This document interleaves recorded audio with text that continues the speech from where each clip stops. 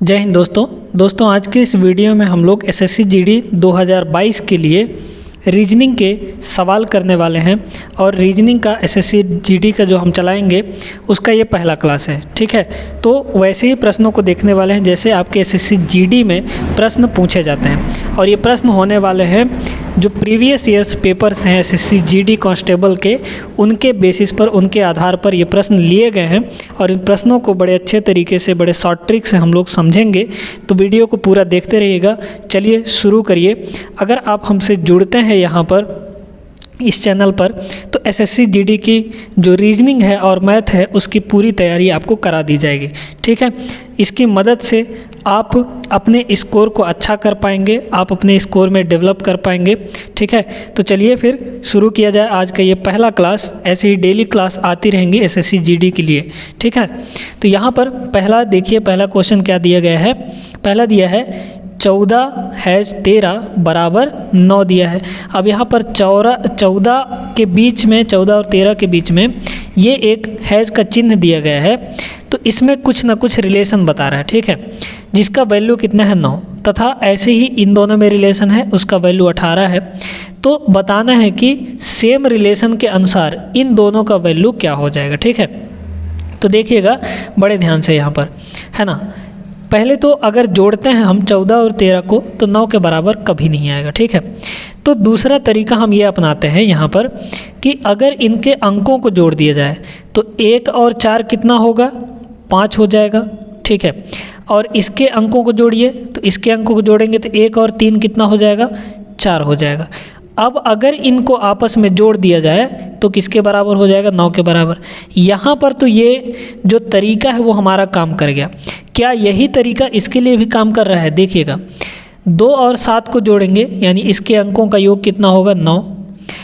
यहाँ पर 36 यानी इसके अंकों को योग जोड़ेंगे तो कितना हो जाएगा, 9 हो जाएगा। अब क्या इन दोनों को जोड़ने पर 18 आ रहा है? तो हाँ, यहाँ पर 18 आ रहा है। मतलब हमने लॉजिक जो है यहाँ पर सही पकड़ लिया है। अब इसी तरीके से हम क्या करेंगे, जैसे हमने इसमें अंकों का योग किया फिर दोनों को जोड़ दिया तो हमारा उत्तर आ रहा है, इसी तरीके से इसमें भी हम करेंगे। तो यहाँ पर अंकों को जोड़िए तो 4 और 6 कितना हो जाएगा, 10, और 3 और 1 कितना हो जाएगा, 4। फिर आपस में इनको जोड़ेंगे तो ये किसके इक्वल हो जाएगा, तो 10 और 4 14, यानी ऑप्शन बी यहाँ पर आपका सही उत्तर इसका हो जाएगा, एकदम सही उत्तर। ठीक है, तो इस तरीके से आपको देखिए रीजनिंग में ना सोचना पड़ेगा, आपको बिना सोचे काम नहीं चलेगा। हर एंगल से सोचना पड़ेगा, हर तरीके से सोचना पड़ेगा कि कैसे हम इस रिलेशन को सेटिस्फाई करा सकते हैं। ठीक है, चलिए ये क्वेश्चन तो हमारा हो गया। चलते हैं अगले प्रश्न पर। अगला प्रश्न देखिएगा यहाँ पर। अब ये यहाँ पर श्रृंखला का क्वेश्चन है यानी सीरीज का क्वेश्चन है। ठीक है, 3, 8, 10, 15, 17, 22, 24, फिर उसके बाद 2 यहाँ पर प्रश्नवाचक चिन्ह लगे हैं। इनके जगह पर इन ऑप्शंस में से बताना है कौन सा होगा, है ना। तो देखिए यहाँ पर क्या दिया गया है, 3, 8। अगर हम इन दोनों के बीच का अंतर देखें, अंतर लेकर चले तो क्या होगा अंतर, 3 और 8 में कितना हो जाएगा, 5 का अंतर। सबसे पहले तो देखिए यहाँ पर जो संख्याएं हैं वो एकदम से ग्रेजुअली नहीं बढ़ रही हैं, अचानक से बहुत ज़्यादा नहीं बढ़ जा रहा है, एकदम थोड़ा थोड़ा करके बढ़ रहा है। तो हम इनमें अंतर देख सकते हैं। ठीक है, अगर ग्रेजुअली बढ़ता, अगर अचानक से बहुत ज़्यादा बढ़ने लगता है ना, 3, 8 और फिर इधर 16 आ जाता, फिर इधर 49 आ जाता, ऐसे करके, तो इसमें ग्रेजुअली बढ़ रहा है तो उसमें हम मल्टीप्लाई का देखते हैं, है ना। अगर धीरे धीरे करके बढ़ रही हैं तो उसमें हम पहला तो हमारा फर्ज बनता है कि हम पहले उनमें अंतर का तरीका अपना लें कि क्या होने वाला है अंतर से। तो देखिए 3 और 5 में कितना का अंतर हुआ, 3 और 8 में 5 का अंतर। 8 और 10 में यानी 10 - 8 करेंगे तो कितना हो जाएगा, 2 का अंतर। फिर यहाँ पर 15 - 10 यानी इन दोनों में अंतर कितना होगा, 5 का। फिर यहाँ पर 15 और 17 में 2 का। फिर यहाँ पर 17 और 22, 22 - 17 करेंगे तो 5। फिर यहाँ पर 24 - 22 करेंगे तो 2। यानी हमको सीरीज पकड़ में आ गई कि 5 2 5 2 5 2 का सीरीज चल रहा है, यानी अंतर जो है वो 5 2 5 2 का चल रहा है यहाँ पर। तो देखिए अगला जो होगा, अगले में कितने का अंतर होगा, 5 का अंतर होगा, फिर इसके भी अगले में कितने का अंतर होगा, 2 का अंतर होगा। यानी यहाँ पर इसमें 5 जोड़ दीजिए तो कितना हो जाएगा, यहाँ पर 24 में से 5 जोड़ेंगे तो ये हो जाएगा 29, ठीक है। यानी 29 और 24 में कितने का अंतर, 5 का अंतर। अब यहाँ पर इन दोनों में 2 का अंतर होना चाहिए, तो 29 प्लस 2 करिए कितना हो जाएगा, 31 हो जाएगा। यानी 31 और 29 में 2 का अंतर आ गया। तो जो 2 संख्याएं हमारी होंगी वो कौन कौन सी होंगी, 29 होगा और हो जाएगा 31। तो यहाँ पर कौन सा ऑप्शन सही है, ऑप्शन नंबर बी एकदम सही आंसर हो जाएगा इसका, ठीक है। तो उम्मीद है कि समझ में आ गया होगा ये भी। चलते हैं अगले प्रश्न पर। अब यहाँ पर इस प्रश्न को देखिएगा, क्या दिया है, यदि REASON यानी रीजन को 5 के रूप में और बिलीव्ड को 7 के रूप में कोड किया जाए तो बताइए कि गवर्नमेंट को क्या कोड किया जाएगा। ये कोडिंग डिकोडिंग का क्वेश्चन है ना। तो देखिए, ऐसे प्रश्नों को करने के लिए आपको A से लेकर Z तक सभी का प्लेस वैल्यू याद होना चाहिए। जैसे A का हो गया 1, B का हो गया 2 और C का हो गया 3, ऐसे करके सभी का याद होना चाहिए। लेकिन एक बात यहाँ पर नोटिस करिए कि जो रीजन है, पहले तो तीनों संख्याओं को हम यहाँ पर लिख लेते हैं ना।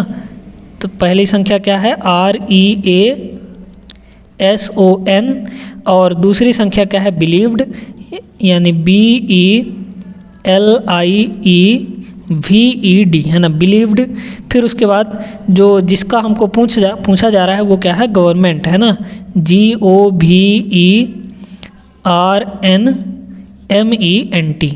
ठीक है। ये संख्या है हमारे पास। एक बात बताइए, ये 5 कैसे आएगा, इसका वैल्यू 5 आ रहा है, 5 कैसे आएगा ये 5।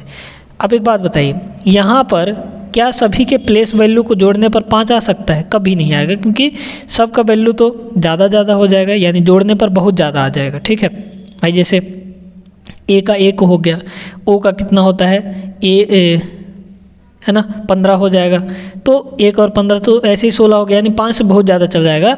तो ये वैल्यू, ये तरीका तो हम नहीं अपना सकते इसमें। एक बात बताइए, यहाँ पर देखिए, गौर से देखते रहिएगा, ठीक है। यहाँ पर ये n है ना। अब यहाँ पर आप एक तरीका और लगा सकते हैं कि इसमें कितने अंक हैं, कितने अक्षर हैं, कितने लेटर्स हैं। तो 1 2 3 4 5 6 लेटर्स हैं। 6 में से 1 कम किए तो हमारा इसका कोड पता चल गया कितना, 5। क्या यही रूल इसमें भी अप्लाई होगा, दूसरे वाले में हमको कितना लाना है, कोड कितना लाना है इसका, बिलीव्ड का 7 लाना है। देखिए 1 2 3 4 5 6 7 8 और इसमें से 1 कम करेंगे तो 7। अब हमको कोड पकड़ में आ गया, इसका लॉजिक पकड़ में आ गया कि क्या होना चाहिए, जितने लेटर हैं उसमें से 1 कम कर देंगे तो उसका कोड आ जाएगा। अब इसमें गिनिए कितने लेटर्स हैं, तो 1 2 3 4 5 6 7 8 9 10 लेटर्स हैं। इसमें से 1 कम करेंगे तो हमारा इसका कोड आ जाएगा, यानी गवर्नमेंट का कोड कितना होगा, 9 हो जाएगा। आपका ऑप्शन यहाँ पर ए एकदम बिल्कुल सही ऑप्शन हो जाएगा, सही करेक्ट आंसर हो जाएगा, ठीक है। चलिए, तो ये सवाल भी हमारा हो गया। आगे चलते हैं अगले सवाल पर। चलिए इस सवाल को देखते हैं क्या कुछ लॉजिक इसमें लगने वाला है ना। संबंधित संख्या को चुनिए। देखिए क्या बोल रहा है कि जैसे 9 से 15 संबंधित है, वैसे ही 21 से ये वाला संख्या संबंधित होगा, ठीक है। तो पहले हम 9 और 15 में संबंध देखते हैं कि 9 से 15 कैसे मिलेगा, वैसे ही 21 से हमारा ये वाला संख्या मिल जाएगा, ठीक है। तो देखिए यहाँ पर ज़्यादा बढ़ नहीं रहा है, तो हम एक काम करते हैं, पहले तो दुगना वाला कंडीशन लगा कर देखते हैं।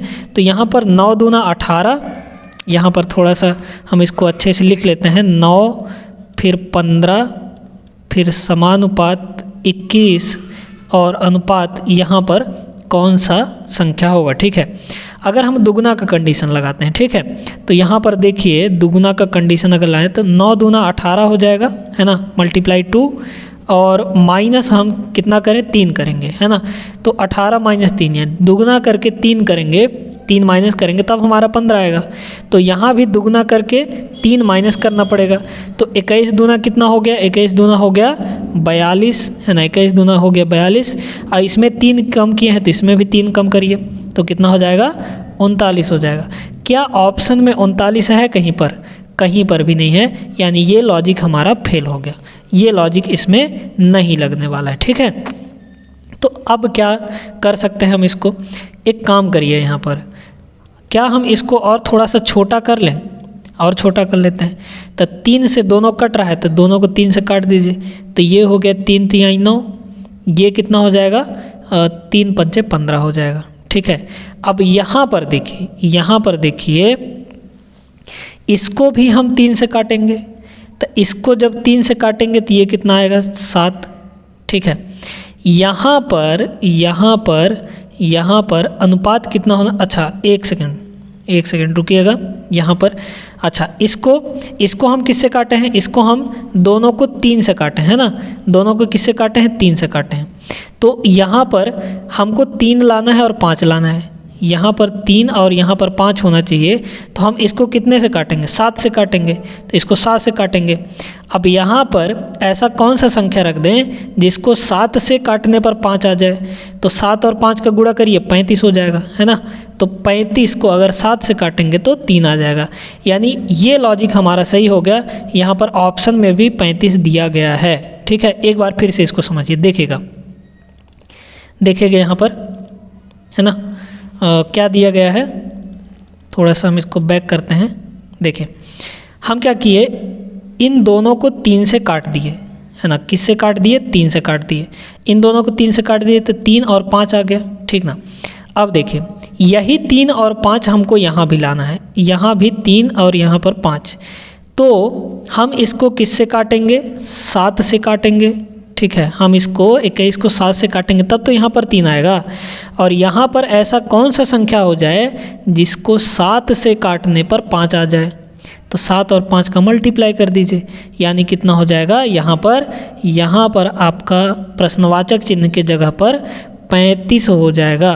तभी तो हम 7 से जब 35 को काटेंगे तो 5 आ जाएगा, है ना। 7 पंजा 35, यानी प्रश्नवाचक के स्थान पर कितना होगा? 35 होगा। आपका ऑप्शन यहाँ पर डी बिल्कुल सही आंसर हो जाएगा। तो ये सवाल है, उम्मीद है कि आपको समझ में आ गया होगा। चलते हैं अगला सवाल देखते हैं हम लोग। अगला सवाल देखिएगा दोस्तों, ये सवाल हमारा सीटिंग अरेंजमेंट का है। ठीक है, बैठक व्यवस्था का। क्या दिया है? ए बी सी डी व ई, यानी 5 दोस्त हैं। ए बी से छोटा है पर ई से लंबा है, सी सबसे लंबा है, डी बी से थोड़ा छोटा है पर ए से थोड़ा लंबा है। इनमें बताना है कि सबसे छोटा कौन है। ठीक है, चलिए जैसा जैसा प्रश्न कह रहा है वैसे वैसे हम यहाँ पर इनको बैठाते जाते हैं। ठीक है, देखिए क्या दिया है, ए जो है बी से छोटा है, तो ए जो है बी से छोटा है ना, तो बी को हम ऊपर रखेंगे तभी ना ए छोटा हो पाएगा बी से। ठीक है, पर ई से बड़ा है ना। ए जो है बी से तो छोटा है लेकिन ई से बड़ा है, ई से लंबा है, तो ई हमारा क्या होगा? नीचे हो जाएगा। ठीक है, तो ई से जो ए है वो हमारा लंबा हो गया। अब कह रहा है सी सबसे लंबा है, यानी सी सबसे ऊपर होगा। अब इसके ऊपर कोई नहीं जा सकता क्योंकि सी जो है सबसे लंबा है, तो सी को हमने ऊपर रख दिया। डी कह रहा है, डी जो है बी से थोड़ा छोटा है, बी से थोड़ा छोटा है पर ए से थोड़ा बड़ा है।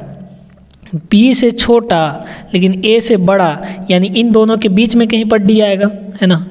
क्या कह रहा है? डी जो है बी से थोड़ा सा छोटा है पर ए से बड़ा है, लंबा है, तो डी जो है बी और ए के बीच में आ जाएगा, है ना, यहाँ पर। ठीक है, अब देख लिए सारे के सारे हमारे बैठ गए, तो इनमें सबसे छोटा कौन सा होगा? तो सबसे छोटा कौन सा होगा? ई दिख रहा है हमको, यानी ई ऑप्शन, यहाँ पर जो बी ऑप्शन है ई, वो करेक्ट आंसर हो जाएगा। ठीक है, तो बैठक व्यवस्था में ऐसे ही प्रश्न आपसे पूछे जाते हैं रीजनिंग के लिए, है ना।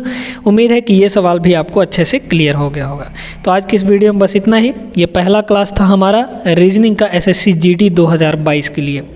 ऐसे ही डेली क्लासेस आती रहेंगी, तो इस चैनल को ज़रूर से सब्सक्राइब कर लीजिए ताकि आपको मदद मिल सके यहाँ पर एसएससी जीडी 2022 क्लियर करने के लिए, जो भी दोस्त यहाँ पर तैयारी कर रहे हो एसएससी जीडी की, क्योंकि इस बार एसएससी जीडी की जो वैकेंसी है वो 24,000 प्लस आई है, यानी बहुत ज़्यादा वैकेंसी आई है। तो आप लोग मन से मेहनत करिए, एकदम लग जाइए लगन से, ताकि आपका सिलेक्शन पक्का हो जाए। और इस चैनल को ज़रूर से सपोर्ट कीजिएगा, अपने दोस्तों के साथ ज़रूर से शेयर करिएगा। चलिए फिर मिलते हैं नेक्स्ट वीडियो में।